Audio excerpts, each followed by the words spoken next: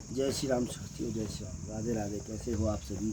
तो आज हम दो लाइनें अपने ब्राह्मण समाज के लिए कहने जा रहे हैं। तो मेरा सभी से एक बार अनुरोध है, अगर कुछ मेरी बातें गलत लगी तो मुझे क्षमा करना, पर मैं कुछ दो बातें अपने ब्राह्मण समाज के लिए भी बोल रहा हूँ कि जिनका हमारा जन्म जन्मों का साथ होता है। जैसे ब्राह्मण देवता जी है, जो हमारे पंडित जी बोलते हैं जिसको हम पहाड़ी भाषा में। तो पंडित जी है, देखो किसी के घर में कोई पैदा होता है तो सबसे पहले बोलते हैं कि पंडित जी को दिखाओ क्या टाइम टेबल है उसका, उसको टाइम टेबल से कि बच्चा अच्छा है, बुरा है, खरा है, क्या ग्रह है, और नामकरण से यहाँ तक कि होम से लेके पंडित जी से किया जाता है सारी।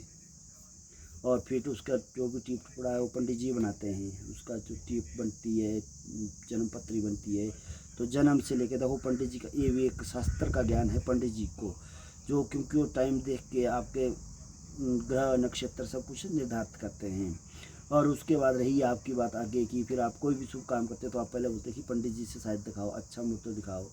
और उसके बाद रही आपकी बात, जब कभी आप कोई शुभ काम करते हैं, जैसे आपने बच्चा स्कूल छोड़ना, तब भी आप पंडित जी के पास जाते हैं। जब बच्चे आपके बड़े हो जाते हैं, आपने अपने बच्चों की शादियाँ करनी होती है, तो आप फिर भी आप पंडित जी के पास जाते हैं।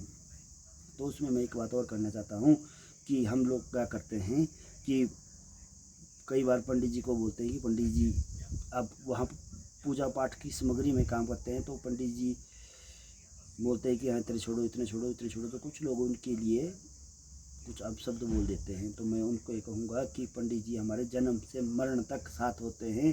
तो ब्राह्मण समाज नहीं होगा तो आपका कल्याण नहीं होगा, क्योंकि आपके घर में जब कोई पैदा होगा तो उसका नाम संस्कार कौन करेगा, नाम संस्कार कौन करेगा, आपकी शादी में, ब्याह संस्कार में जो मंत्र है उनका उच्चारण कौन करेगा, उनका उच्चारण कौन करेगा। जैसे कई प्रकार की विधियाँ होती है, जैसे आपके घर में कोई पूजा पाठ आप रखते हैं। अब जैसे आजकल नवरात्रे हैं तो कई लोग अखंड ज्योत जलाते हैं और कई पाठ करवाते हैं, कई तरह के गायत्री मतलब अनुष्ठान करवाते हैं। बड़े बड़े लोग भागवत पढ़ते हैं जैसे। तो कुछ तो इसको बदनाम कर रहे हैं, पर सब एक जैसे नहीं होते हैं। कुछ जो बाहरी राज्यों से आए हैं, जो ढोंगी होते हैं, वो बदनाम करते हैं। तो हमारे हिमाचल के बहुत ही अच्छे हैं आचार्य और उसके पंडित जी, तो उनके देखो। और साथ में आपके देखिए, जब आपके घर में किसी की डेथ होती तब भी आपके पंडित जी के वगैरह आप उनका कुछ नहीं कर सकते, क्योंकि जो पंडित जी करेंगे तो वो विधि विधान से करते हैं। क्योंकि जो पंडित जी करेंगे वो पंडित जी करेंगे। अगर वो गलत करते हैं तब भी उनको दोष है, अगर वो सही करेंगे फिर भी उनको दोष है।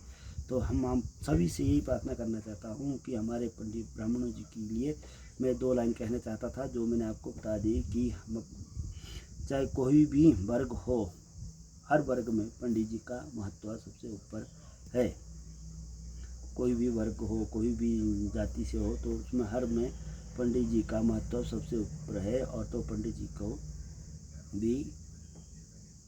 का भी सम्मान करें। और जैसे हम बोलते हैं जब शादी ब्याह होती है, आजकल तो मॉडर्न ज़माना हो गया, होटलों में शादियां करते हैं, करोड़ों रुपए की डेकोरेशन में चले जाते हैं। और जब पंडित जी की बात आते हैं तब वो बोलते हैं कि पंडित जी बहुत महंगे हैं।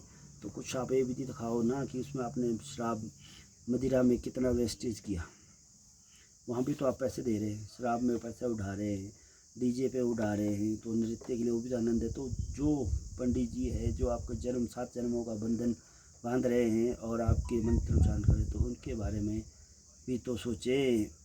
तो मेरा सभी से अनुरोध है कि हमारे पंडित जी का भी सम्मान करें, जो आपको जन्म से लेकर मरण तक आपके साथ होते हैं। तो जय श्री राम, राधे राधे, हरि ओम।